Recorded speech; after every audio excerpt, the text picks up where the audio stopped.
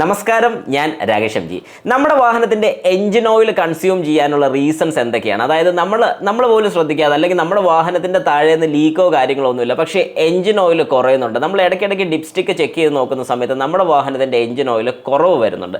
എന്ത് കാരണം കൊണ്ടാണ്, അല്ലെങ്കിൽ എന്തുകൊണ്ടാണ് ഈ പറയുന്ന പോലെ എഞ്ചിൻ ഓയിൽ കുറയുന്നത്? ശരിക്കും പറഞ്ഞു കഴിഞ്ഞാൽ വാഹനത്തിൻ്റെ എഞ്ചിൻ്റെ കംപ്ലൈൻറ്റ് കൊണ്ടാണോ, അതോ നമ്മൾ പോലും ശ്രദ്ധിക്കാതെ എന്തെങ്കിലും ലീക്ക് ഈ വാഹനത്തിൽ വരുന്നുണ്ടോ?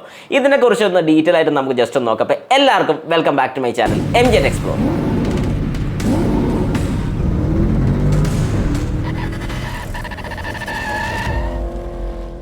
ഓക്കെ, അപ്പോൾ നമുക്ക് സ്റ്റാർട്ട് ചെയ്യാം. ആദ്യം തന്നെ എന്തുകൊണ്ടാണ് എഞ്ചിൻ ഓയിൽ കൺസ്യൂം ചെയ്യുന്നത് നമുക്ക് നോക്കാം. ഫസ്റ്റ് കാര്യം, മെയിനായിട്ടുള്ളൊരു കാര്യം എന്ന് പറഞ്ഞാൽ, നമുക്ക് ഇഷ്ടമുള്ളൊരു എഞ്ചിൻ ഓയിൽ ഒരു കാരണവശാലും നമ്മുടെ വാഹനത്തിൽ മേടിച്ചൊഴിക്കാൻ പാടില്ല. കാരണം ഓരോ വാഹനത്തിൻ്റെ എഞ്ചിൻ കൺസ്ട്രക്ട് ചെയ്തിരിക്കുന്ന അതിൻ്റേതായ രീതിക്കുള്ള, അല്ലെങ്കിൽ അതിൻ്റേതായ പ്രോപ്പർട്ടിക്കുള്ള ഓയിൽ മാത്രം അതിൽ യൂസ് ചെയ്യാൻ പാടുള്ളൂ. അതുകൊണ്ടാണ് ഓയിൽ തന്നെ പല ഗ്രേഡുകളിൽ വരുന്നതിൻ്റെ കാര്യം. 15W20 വരുന്നുണ്ട്, 15W30 വരുന്നുണ്ട്, 5W40 വരുന്നുണ്ട്, 5W30 വരുന്നുണ്ട്, 0W20 വരുന്നുണ്ട്, 0W16 വരുന്നുണ്ട്. ഇങ്ങനെ ഓരോ വെതർ കണ്ടീഷൻ, ടെമ്പറേച്ചർ കണ്ടീഷൻ അനുസരിച്ച് വിസ്കോസിറ്റി മാറുന്ന രീതിക്ക് ഓയിലുകൾ നമ്മുടെ മാർക്കറ്റ്സിൽ അവൈലബിൾ ആണ്.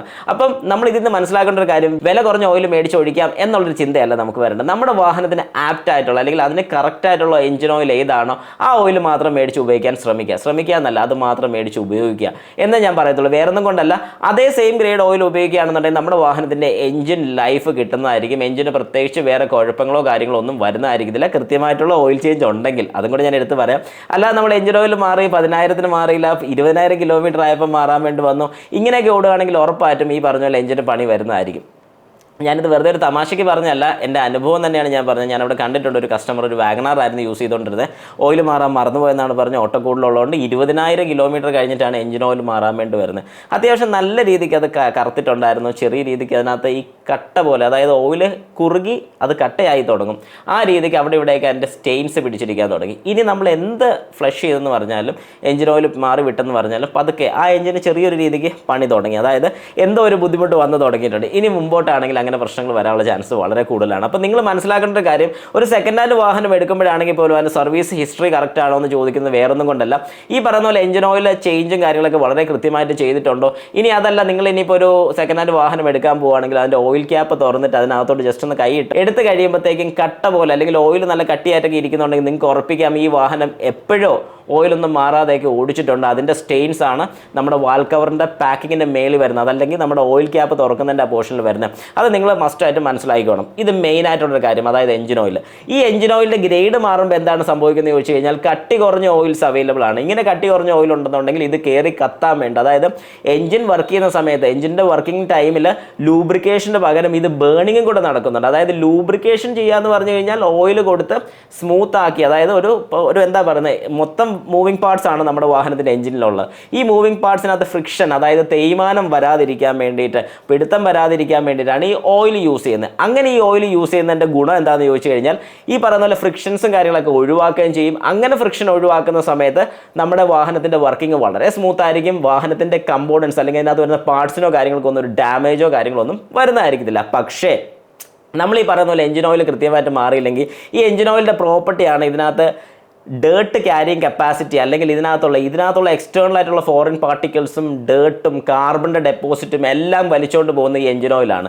ഈ കാർബണിൻ്റെ ഡെപ്പോസിറ്റൊക്കെ വലിച്ചു കഴിയുമ്പോൾ ഈ വാഹനത്തിൻ്റെ എഞ്ചിൻ ഓയിൽ കട്ടിയായിക്കൊണ്ടിരിക്കും. അതായത് കുറേ കൂടെ ഹാർഡർ ആയിക്കൊണ്ടിരിക്കും. ഇങ്ങനെ കട്ടിയായി കഴിഞ്ഞാലും ഇത് ഫിൽറ്ററിൽ കൂടെ കയറി ഇറങ്ങുമ്പോൾ കുറച്ചുകൂടെ ഒന്ന് ക്ലീൻ ആവുമെങ്കിൽ പോലും പൂർണ്ണമായിട്ട് അത് ക്ലീൻ ആകുന്നില്ല.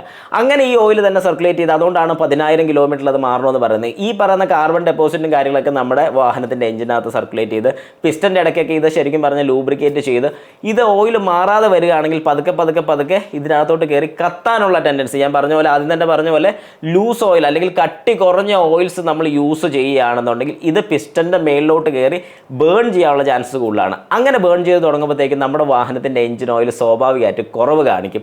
ഒരു കാരണവശാലും താഴെ ലീക്കോ കാര്യങ്ങളോ ഒന്നും കാണിക്കത്തില്ല, പക്ഷേ എഞ്ചിൻ ഓയിൽ കുറയും. ഇത് നിങ്ങൾ ഇടയ്ക്കൊന്ന് ചെക്ക് ചെയ്യുന്നത് നല്ലതാണ്. മാസത്തിൽ ഒന്നെങ്കിലും നമ്മുടെ വാഹനത്തിൻ്റെ എഞ്ചിൻ ഓയിലിൻ്റെ ഡിപ്സ്റ്റിക് ഒന്ന് ഊരുക, തുടയ്ക്കുക, തിരിച്ചിട്ട് നോക്കുക.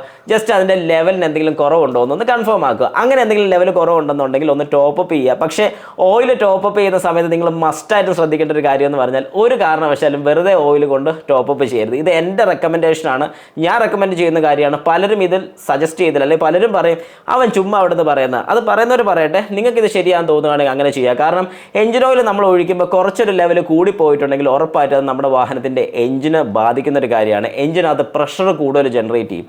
ഇങ്ങനെ വരാതിരിക്കാൻ വേണ്ടി നിങ്ങൾ ചെയ്യേണ്ട ഒരു കാര്യം എന്ന് പറഞ്ഞാൽ ഓയിൽ ഫുള്ളായിട്ട് ഡ്രെയിൻ ചെയ്യുക. അടിയിലത്തെ ഡ്രെയിനിനെ അഴിക്കുക, ഓയിൽ ഫുള്ള് ഡ്രെയിൻ ചെയ്യുക.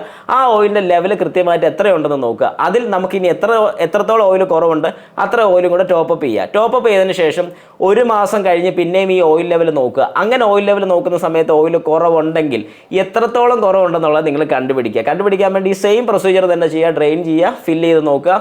ആ ഫില്ല് ചെയ്യുന്ന സമയത്ത് എത്ര ലെവലാണ് കുറവുണ്ടെന്നുള്ള ആ മെഷറിംഗ് ജാറിൽ നോക്കുക. ആ മെഷറിംഗ് ജാറിൽ കുറവുള്ള അളവ് നമ്മൾ പിന്നെയും ടോപ്പപ്പ് ചെയ്താൽ കുഴപ്പമില്ല. പക്ഷേ രണ്ടാമത് നിങ്ങൾ ടോപ്പപ്പ് ചെയ്യുമ്പോൾ ശ്രദ്ധിക്കേണ്ട ഒരു കാര്യം എന്ന് പറഞ്ഞാൽ എന്തുകൊണ്ട് ഇത്ര ഓയിൽ കൺസ്യൂം ചെയ്തു, അല്ലെങ്കിൽ എന്തുകൊണ്ട് ഇത്ര ഓയിൽ പോയി എന്നുള്ളത് വളരെ വ്യക്തമായിട്ട് മനസ്സിലാക്കണം. അങ്ങനെ നോക്കാൻ വേണ്ടി നമുക്ക് ഒരുപാട് ടെസ്റ്റുകളും കാര്യങ്ങളൊക്കെ ഉണ്ട്. ആദ്യം വിഷ്വലായിട്ട് നമുക്ക് ഇൻസ്പെക്ട് ചെയ്ത് നോക്കാം. എവിടെയെങ്കിലും ചെറിയ ലീക്ക്, അതായത് താഴോട്ട് വരാതെ മേളിലൊക്കെ തന്നെ പനിച്ച് നിൽക്കുന്നുണ്ടെങ്കിൽ വാൽ കവറിൻ്റെ പാക്കിംഗ് വരാം. ഹെഡിൻ്റെ എന്തെങ്കിലും പോർഷനിൽ പ്രോബ്ലംസോ കാര്യങ്ങളൊക്കെ വന്നിട്ടുണ്ടല്ലോ, അതായത് നമ്മുടെ വാഹനത്തിൻ്റെ സിലിണ്ടർ ഹെഡിന് എന്തെങ്കിലും പ്രോബ്ലമോ കാര്യങ്ങളൊക്കെ വന്നിട്ടുണ്ട്, അതിൻ്റെ ഇടയ്ക്കൂടെ ചെറിയ രീതിക്ക് നമുക്ക് ഓയിൽ ലീക്ക് വരാനുള്ള ചാൻസ് ഉണ്ട്. ഇനി അതല്ല ഡീസൽ വാഹനമാണെങ്കിൽ ടെർബോയിലോട്ട് ഓയിൽ പോകുന്ന പ്രശ്നമുണ്ടെങ്കിൽ ടെർബോയിൽ ചിലപ്പോൾ അത് ഇൻ്റർകൂളറിൽ കയറി കത്താനുള്ള ചാൻസ് വളരെ കൂടുതലാണ്. അങ്ങനെയാണെങ്കിൽ സ്മോക്കും കാര്യങ്ങളൊക്കെ കാണിക്കും. ഇൻ കേസ് സ്മോക്ക് കാണിച്ചില്ലെങ്കിൽ പോലും ഓയിൽ അങ്ങനെ കത്താനുള്ള ചാൻസ് വളരെ കൂടുതലാണ്. അതുകൊണ്ട് ഓയിൽ വേറെ ഏതെങ്കിലും രീതിക്ക് നമ്മുടെ വാഹനത്തിൽ നിന്നും നഷ്ടപ്പെടുന്നുണ്ടോ നമ്മൾ ചെക്ക് ചെയ്യുക. ഇങ്ങനെ പ്രശ്നങ്ങളൊന്നുമില്ല, വേറെ പ്രോബ്ലംസ് ഒന്നും ഇല്ലെന്നുണ്ടെങ്കിൽ പിന്നെ ചെക്ക് ചെയ്യാൻ പറ്റുന്നൊരു കാര്യമാണ് എഞ്ചിൻ കംപ്രഷൻ ടെസ്റ്റ്. അതായത് എഞ്ചിൻ ശരിക്കും പറഞ്ഞാൽ അതിൻ്റെ പവർ പ്രൊഡ്യൂസ് ചെയ്യാൻ വേണ്ടിയിട്ടാണ് ഈ കംപ്രഷൻ നടത്തുന്നത്. ഈ കംപ്രഷൻ ഉണ്ടായിട്ടാണ് അവിടെ എക്സ്പ്ലോഷൻ ഉണ്ടാകുന്നത്, അതായത് പൊട്ടിത്തെറി ഉണ്ടാകുന്നത്. ഈ പൊട്ടിത്തെറിയാണ് നമ്മുടെ വാഹനത്തിൻ്റെ പവർ ഔട്ട്പുട്ടായിട്ട് വരുന്നത്. അങ്ങനെയാണെങ്കിൽ ഇവിടെ കംപ്രഷൻ പ്രോപ്പർ അല്ലെങ്കിൽ പ്രോപ്പർ ആയിട്ടുള്ള രീതിക്ക് ബേണിംഗ് നടക്കത്തില്ല, നമ്മുടെ വാഹനത്തിന് പവർ കിട്ടത്തില്ല, പുള്ളിംഗ് ലെസ്സും കാര്യങ്ങളൊക്കെ വരുന്നതായിരിക്കും. അപ്പോൾ അതിനുവേണ്ടി നമ്മൾ ചെക്ക് ചെയ്യേണ്ട ഒരു കാര്യം എന്ന് പറഞ്ഞാൽ എഞ്ചിൻ്റെ കംപ്രഷൻ ടെസ്റ്റ് നടത്താൻ സാധിക്കും. കംപ്രഷൻ ടെസ്റ്റ് നടത്തുമ്പോൾ നമുക്ക് മനസ്സിലാവും എഞ്ചിൻ എന്തെങ്കിലും കുഴപ്പമുണ്ട്, അങ്ങനെ എഞ്ചിൻ പണിയോ കാര്യങ്ങളൊക്കെ വരാനുള്ള ചാൻസ് ഉണ്ട്. വാൽവിന് എന്തെങ്കിലും പ്രശ്നം ഉണ്ടെങ്കിൽ വാൽവ് സീറ്റ് പ്രോപ്പർ അല്ലെന്നുണ്ടെങ്കിൽ ഈ പറഞ്ഞ പോലെ പ്രഷർ നിൽക്കത്തില്ല. അങ്ങനെയാണ് വാൽവും കാര്യങ്ങളൊക്കെ ചെക്ക് ചെയ്ത് നോക്കുക. ഇതെല്ലാം നോക്കിയിട്ട് വേറെ പ്രശ്നങ്ങളൊന്നും ഇല്ലെന്നുണ്ടെങ്കിൽ ഒരു കാരണവശാലും നിങ്ങളുടെ വാഹനത്തിൻ്റെ എഞ്ചിൻ ഓയിൽ കുറയുന്നതായിരിക്കത്തില്ല. എവിടുന്നോ ലീക്ക് ഉണ്ട്, ഉറപ്പായിട്ടും നിങ്ങളത് ചെക്ക് ചെയ്ത് കണ്ടുപിടിച്ച് ക്ലിയർ ചെയ്യേണ്ടത് അത്യാവശ്യമാണ്. പല കാര്യങ്ങൾ കൊണ്ട് വരാം. കാരണം കൂളൻ്റുമായിട്ട് ഓയിൽ മിക്സ് ചെയ്യാം. അപ്പോൾ കൂളൻ്റായിട്ട് മിക്സ് ചെയ്ത് കഴിഞ്ഞാൽ നമുക്ക് കുറേ കൂടെ പെട്ടെന്ന് അറിയാൻ സാധിക്കും. കാരണം വാഹനം ഓവർ ഹീറ്റ് ആവാനുള്ള ചാൻസസ് കൂടുതലാണ്.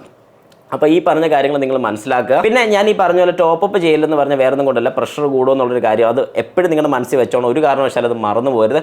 പിന്നെ ഏത് എഞ്ചിൻ ഓയിലാണ് നിങ്ങളുടെ വാഹനത്തിന് സൂട്ടബിൾ ആയിട്ടുള്ള ആ എഞ്ചിൻ ഓയിൽ മാത്രം ഒഴിക്കാവുള്ളൂ. അതായത് സെയിം ഗ്രേഡ് ഓയിൽ മാത്രം യൂസ് ചെയ്യാവുള്ളൂ. വേറെ ഒരു ഗ്രേഡ് ഓയിലും നിങ്ങൾ യൂസ് ചെയ്യാതിരിക്കുന്നതാണ് നല്ലത്. അങ്ങനെ യൂസ് ചെയ്ത് കഴിഞ്ഞാൽ നിങ്ങളുടെ വാഹനത്തിന് തന്നെ നിങ്ങൾ പണി കൊടുക്കുന്ന രീതി ആയി പോവുകയാണ്. അതുകൊണ്ടാണ് കഴിവതും ഞാൻ പറഞ്ഞ സെക്കൻഡ് ഹാൻഡ് വാഹനം എടുക്കുമ്പോൾ കുറച്ചൊന്ന് ശ്രദ്ധിച്ചെടുക്കണമെന്ന് എപ്പോഴും പറയുന്നതിൻ്റെ കാര്യം.